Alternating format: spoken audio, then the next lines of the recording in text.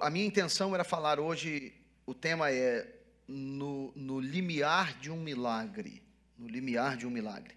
Atos capítulo 1, versículo 1 diz assim: escrevi o primeiro livro relatando as coisas, relatando todas as coisas que Jesus começou a fazer e a ensinar, até o primeiro dia em que, depois de dado mandamentos por intermédio do Espírito Santo, apóstolos que escolhera, foi elevado às alturas. E esse...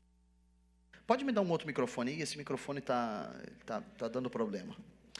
E a estes também, depois de ter padecido, se apresentou vivo com muitas provas incontestáveis, aparecendo-lhes durante 40 dias, e fazendo coisas concernentes ao reino de Deus. E comendo com eles, determinou-lhes que não se ausentassem de Jerusalém, mas que esperassem a promessa do Pai. Esperar a promessa do Pai. A qual disse ele: de mim ouvistes, porque João na verdade batizou com água, mas vós sereis batizados com o Espírito Santo, não muito depois destes dias. Amém? Agora vai comigo para o capítulo 2 de Atos. Melhor, vamos ler ainda o capítulo 1, mas no versículo 12. Então voltaram para Jerusalém do monte chamado Olival, que dista daquela cidade tanto como a jornada de um sábado. Quando ali entraram, subiram para o cenáculo onde se reuniam Pedro, João, Tiago, André, Filipe, Tomé, Bartolomeu, Mateus, Tiago, filho de Alfeu, Simão, Zelote e Judas, o filho de Tiago.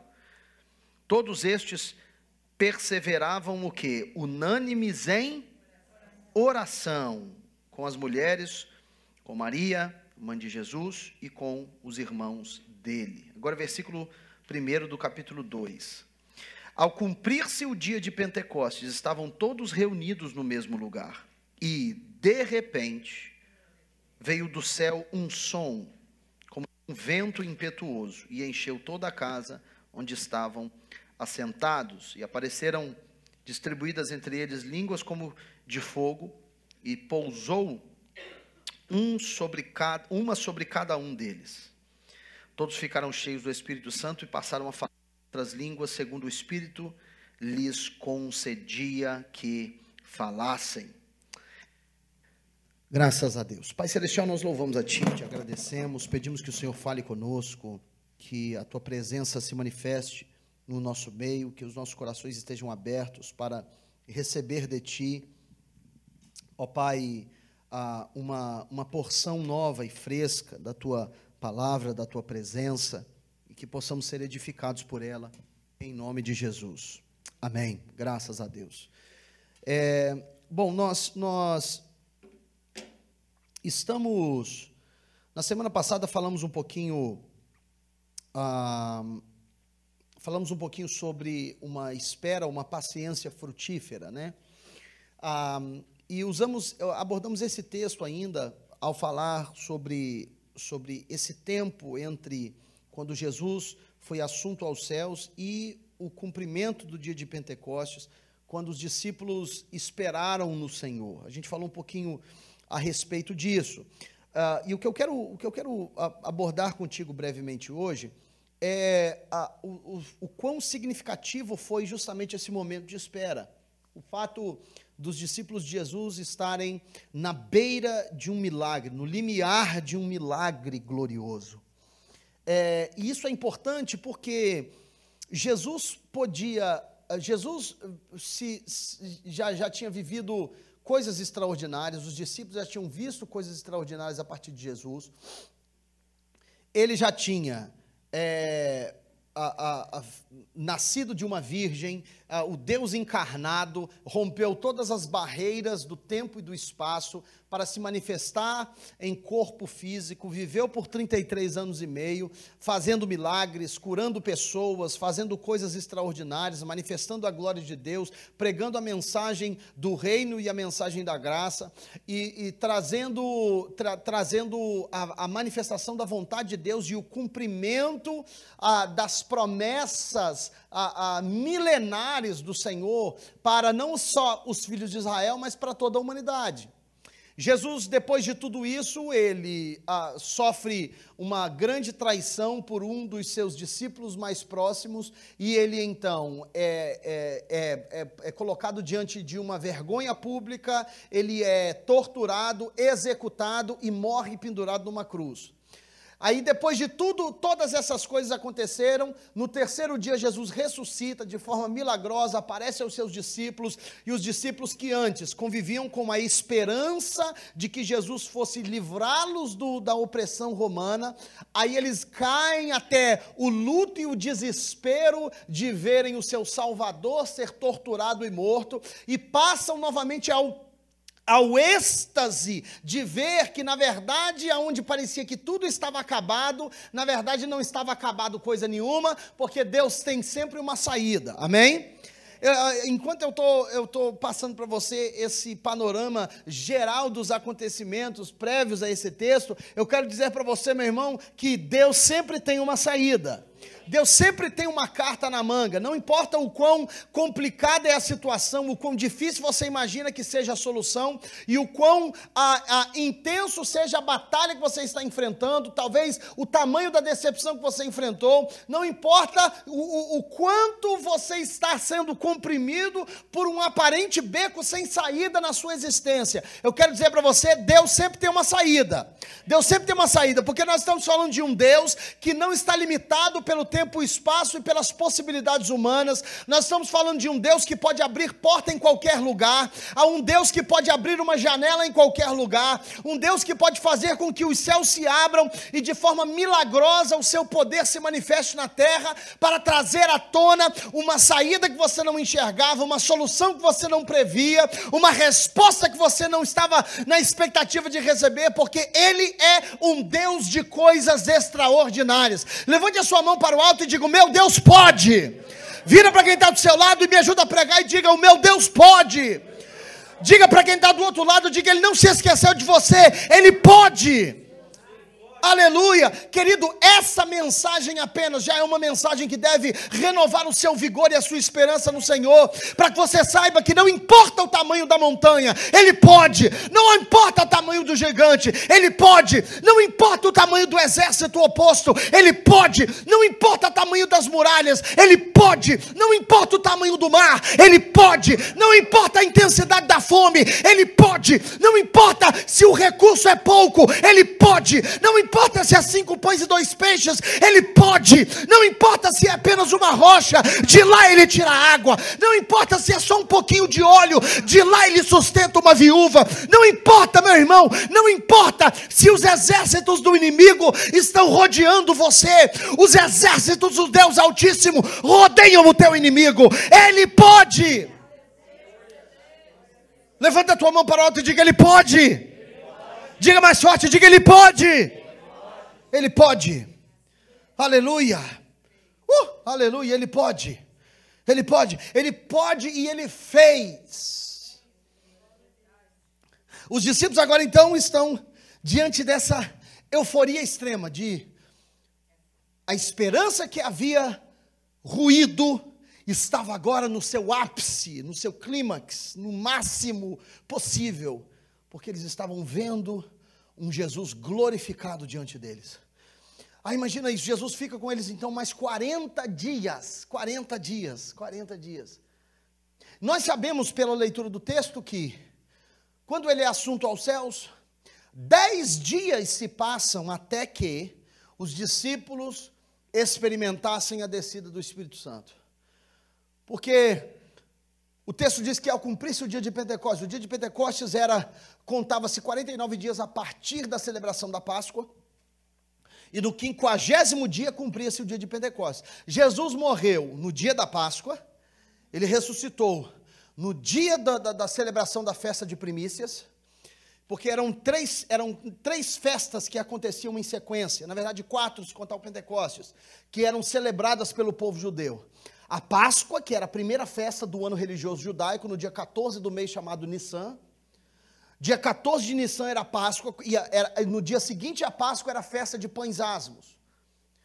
E em seguida era a festa das primícias, uma em seguida da outra. 49 dias depois da celebração da Páscoa, celebrava-se no dia seguinte, portanto no 50º dia, a festa de Pentecostes. 50, Pentecostes. E contava-se então 49 dias, 7 semanas inteiras, contava-se 49 dias e no 50º dia, portanto, era a celebração da festa de Pentecostes. E a gente sabe que ao cumprir-se o dia de Pentecostes, estavam todos reunidos no mesmo lugar, como lemos no capítulo 2, e de repente ouviu-se um som como que de um vento impetuoso e encheu toda a casa. E o Espírito Santo então se manifestou na igreja, no dia de Pentecostes. Portanto, se Jesus ficou com eles 40 dias depois de morrer, ele ressuscitou o terceiro e ficou até cumprir 40, ficaram eles 10 dias nessa espera indefinida. Por que indefinida, pastor? Indefinida porque Jesus não disse que eram 10 dias. Jesus só disse para eles: esperem fielmente até que do alto vocês sejam revestidos. Espera, fica em Jerusalém. Vira para quem está no solo e diga: espera.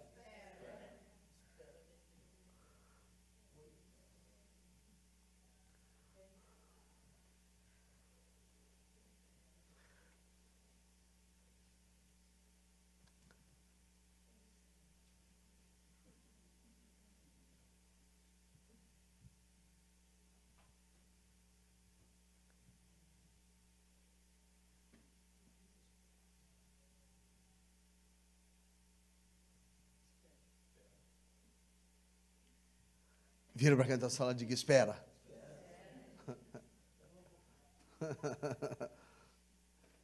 Espera. E o que é interessante é o seguinte: se Jesus passou por toda essa complicação, Deus se manifestar em corpo humano, e a Bíblia descreve ainda de uma forma linda, diz que ele humilhou-se a si mesmo e tomou a forma de homem. Ou seja, um processo de comprimir a divindade para encaixar dentro da matéria. Olha a complicação. Tudo isso, sofreu, morreu, ressuscitou, o que deve dar trabalho. Eu nunca ressuscitei, mas deve dar trabalho ressuscitar. Imagina o que deve dar trabalho.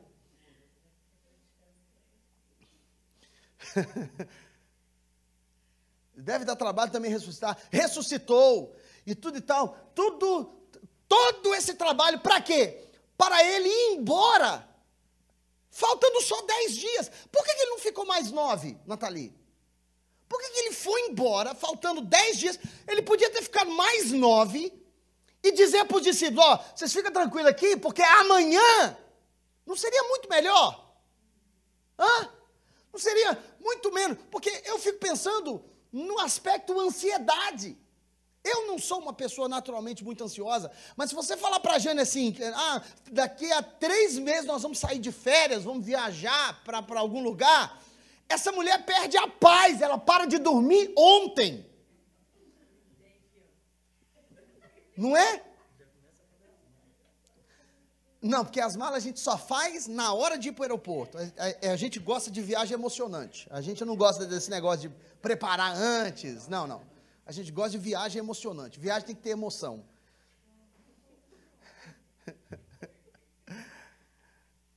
Eu fico pensando, alguns aqui talvez sejam mais ansiosos que a Jane ainda, pelo menos para esse aspecto. A gente fica ansioso para as coisas. E, na verdade, eu falo que eu não sou ansioso, mas eu acho que eu não sou, eu penso que não sou. Porque eu não fico naquela expectativa, falando sobre aquilo o dia inteiro. Mas o meu corpo, minha mão fica toda ressecada, eu fico todo, sabe, você fica todo me coçando. A gente acha que a gente não é ansioso, mas a grande verdade é que a gente também demonstra certas ansiedades. Imagina aqueles discípulos vendo Jesus subindo para o céu e Jesus indo. Oh, espera em Jerusalém.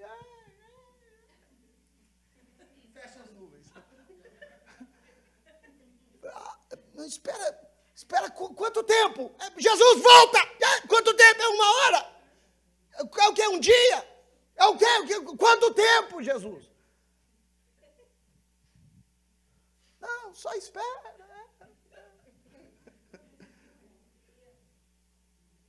Espera em Jerusalém. Uma espera indefinida. Que coisa forte.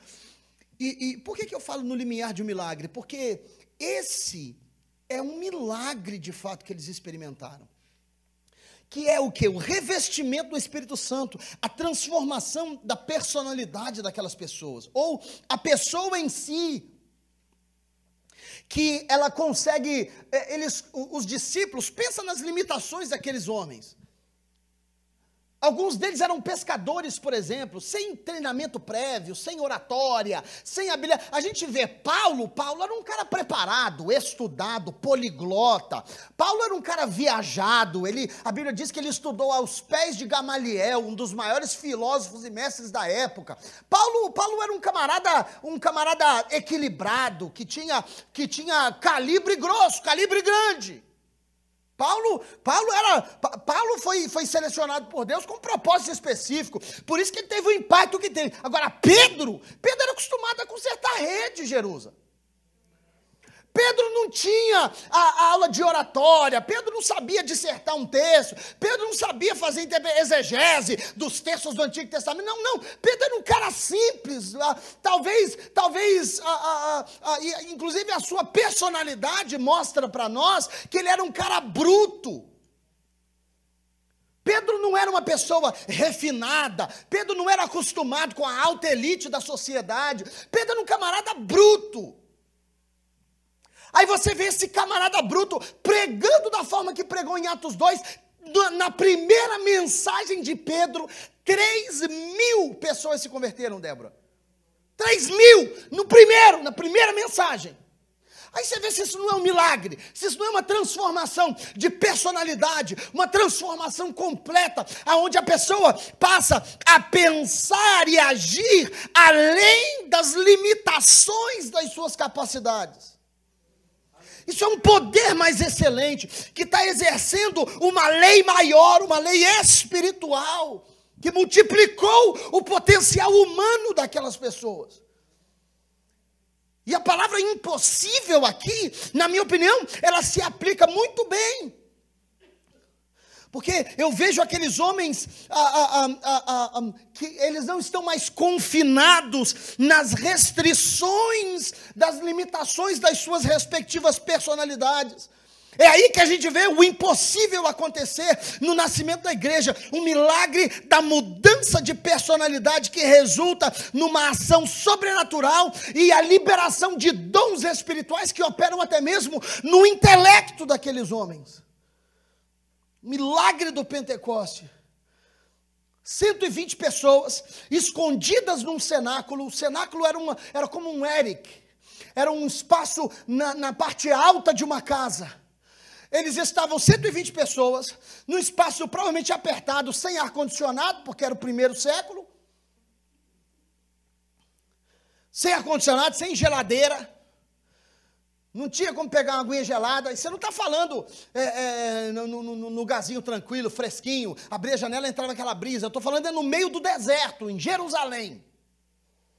A Tereza voltou de lá esses dias atrás. Bicho pega lá ou não, Tereza? Bicho pega lá. Não é brincadeira, não. 120 pessoas, num espacinho ali no cenáculo, provavelmente amedrontados. Por que amedrontados? Porque eles tinham acabado de matar o cara que eles mais admiravam. Escondidos, amedrontados, reclusos, impotentes, sem a condição de transformar a sua situação vigente, lidando com mentiras que estavam sendo espalhadas no decorrer pela alta elite da sociedade religiosa a respeito do próprio Jesus. Eles estavam desencorajados, esperando sem saber até quando esperariam. E foram transformados em novas criaturas. Foram transformados aonde, gente? Você vê um pescador limitado ser transformado em um líder. Que coisa maravilhosa! Há poucos versículos antes, Pedro estava escondendo de Jesus. Foi pescar porque estava com vergonha da forma como ele tinha negado Jesus. Pois Jesus foi ao seu encontro. Você quer saber de uma coisa, meu irmão? Você sabe por que Jesus foi ao encontro dele? Porque Jesus não desiste de ninguém. Aleluia, Jesus foi ao seu encontro e encontrou ele aonde ele estava, e aí chegou para Pedro e disse: Pedro, você me ama, Pedro? Ah, Senhor, tu sabes e tudo e tal. Pedro, você me ama, rapaz? Ah, Senhor, tu sabes. Pedro, tu me amas, Pedro? Ah, Senhor, o Senhor sabe que eu te amo. E podendo admoestá-lo, corrigi-lo, dizer: Pedro, que vergonha, hein, rapaz? Que papelão, hein, Pedro? Diz: não, Pedro, apacenta as minhas ovelhas. Eu vou te dar. Você me ama? Te amo. Então não importa que você errou. Vem cá, eu vou te dar um propósito. Esse mesmo homem, menos de 2 meses depois, estava pregando e 3.000 pessoas se converteram na primeira mensagem, dona Geni. Liderando e estabelecendo a hierarquia no organismo que se tornaria a igreja. Distribuindo líderes em igrejas diversas, influenciando a decisão de homens e mulheres no decorrer da história de décadas no primeiro século, até o estabelecimento do organismo da igreja do Senhor, e até hoje ele se sustenta. Se isso não é milagre, eu não sei mais o que pode ser. Por quê? Porque eles foram, a palavra não é invadido o que eu estou buscando, a palavra talvez seja, foi acrescentado a eles, é como um aditivo. Eles foram aditivados com o poder do Espírito Santo de Deus. Como isso, pastor? Porque eles esperaram no limiar de um milagre. Meu irmão, você se surpreenderia quantas pessoas desistem no limiar de um milagre. Quantas pessoas desistem no limiar de um milagre. E eu digo uma coisa, no texto de Atos 2, e eu já estou terminando, você pode até se colocar em pé. No texto de Atos 2, a Bíblia descreve que a experiência daqueles homens foi uma experiência de repente. Não era de repente. Não era de repente quanto ao cumprimento da promessa, porque eles estavam na expectativa que a promessa se cumprisse. Foi de repente em que sentido? Foi de repente na forma como a promessa se cumpriu. Porque tudo mudou. Tudo mudou. A atmosfera era uma antes da descida do Espírito. A atmosfera era uma, depois da descida do Espírito era outra. Aquele que estava amedrontado, agora estava encorajado. Aquele que estava temendo, agora estava com o ímpeto do Espírito. Aquele que não sabia qual passo dar, já estava liderando a tomada de decisões. Porque quando o Espírito vem e o poder dele toma conta, tudo muda, e muda de repente. Eu quero dizer para você, se você está esperando no limiar de um milagre, a palavra de Deus para você hoje é: aguarda com paciência no Senhor, porque de repente tudo muda, de repente a porta abre, de repente a água flui, de repente o céu se abre, de repente tudo muda. De repente tudo muda. De repente tudo muda. E o segredo da espera deles é que eles esperavam em oração. Vira para quem está do seu lado e diga: o jejum está chegando. Diga, se você estiver esperando algo do Senhor, fique esperto. Encosta essa pessoa e diga aí: fica esperto, fica esperto. Fica esperto, fica esperto. Diga aí: fica ativo. Diga aí: fica ativo, fica ativo. Fica ativo, porque esse é o momento de intensificar a oração, porque só recebe o que espera quem espera em oração. Diga essa frase comigo, diga comigo: só recebe quem espera. Quem espera em oração. Porque a oração traz convicção.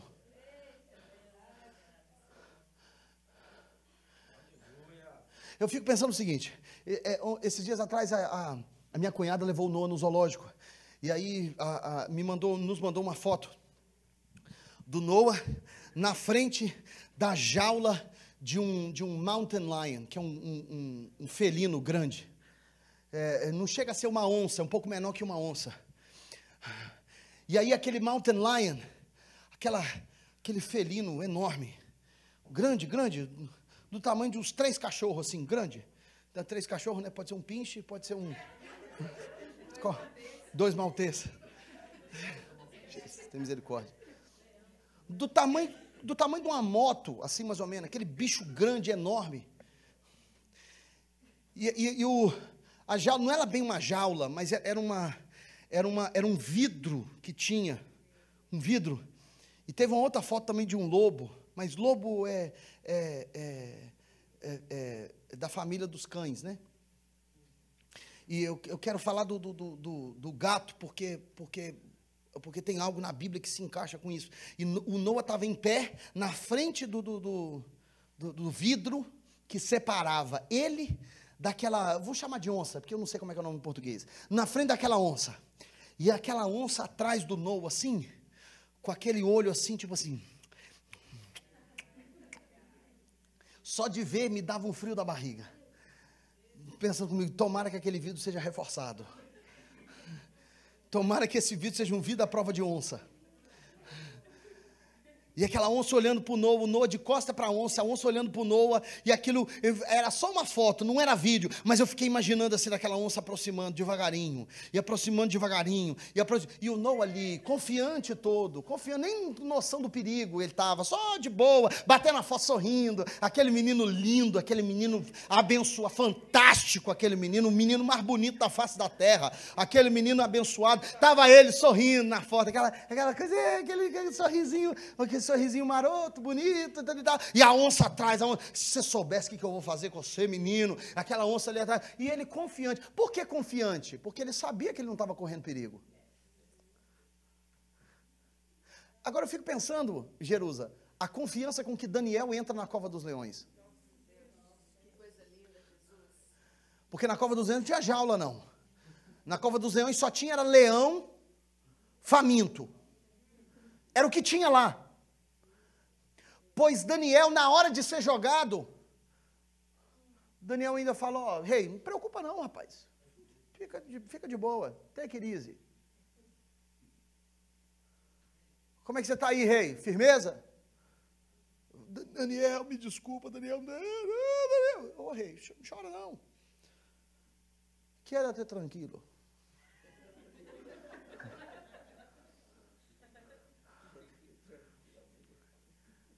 Se for da vontade de Deus, rei, você volta amanhã, eu vou estar aqui no mesmo lugar. Tamanha confiança. Tamanha confiança. Por que essa confiança?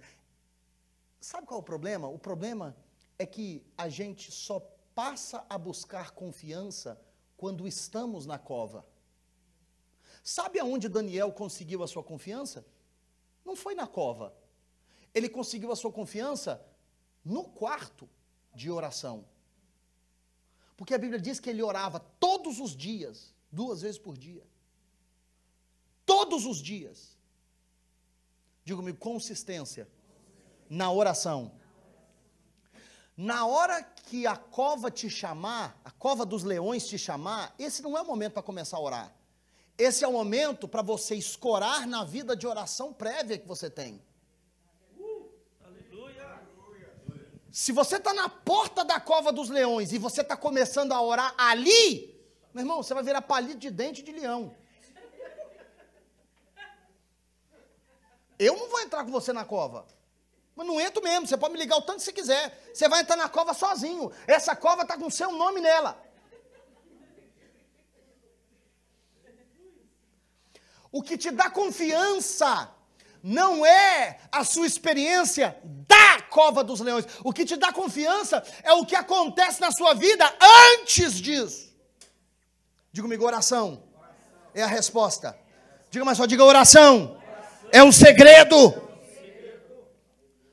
E o Senhor está convocando a nossa igreja a intensificar a nossa vida de consagração diante do Senhor. Por quê? Por quê, pastor?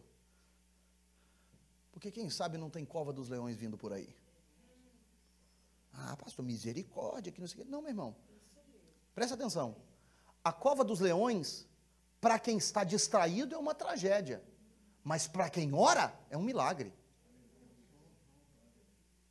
A cova dos leões, para quem está distraído, é tragédia. Para quem ora, ela é uma oportunidade de Deus revelar o seu poder. Obrigado, Deus, por essa palavra. Aleluia. Glória a Deus. Quem está me acompanhando, diga amém. Então feche os seus olhos, vamos agradecer ao Senhor. Pai Celestial, nós te louvamos. Celebramos a tua presença e o teu poder. Declaramos, ó Pai, que somos rendidos a ti. E nesse começo de tarde, nós declaramos, ó Pai, que precisamos mais e mais do Senhor. Senhor Deus, que nessa preparação para o jejum anual, que nós possamos estar sintonizados contigo, ouvir a voz do teu Espírito com clareza e receber mais e mais da tua presença. Precisamos de ti, Senhor. Pai, e para o coração aflito que está no limiar de um milagre, renova as esperanças, renova o vigor e a fé. Senhor Deus, e aquele, ó Pai, que está buscando de ti um relacionamento mais profundo, abre, Senhor Deus, as portas para uma jornada espiritual que nos leva a uma maturidade mais intensa. Conhecer o Senhor de verdade. Entender a pessoa do teu Espírito Santo. Que ele seja parte do nosso viver diário em nome de Jesus. Despeça-nos na tua paz, leva-nos em segurança para os nossos lares, multiplica em nós tua graça, teu favor, nos dê uma semana de vitória na tua presença, em nome de Jesus. Que a bênção de Deus, o nosso Pai, a graça do nosso Senhor e Salvador Jesus Cristo, as divinas consolações do Espírito Santo de Deus repouse sobre a igreja do Senhor hoje e sempre. Amém e amém.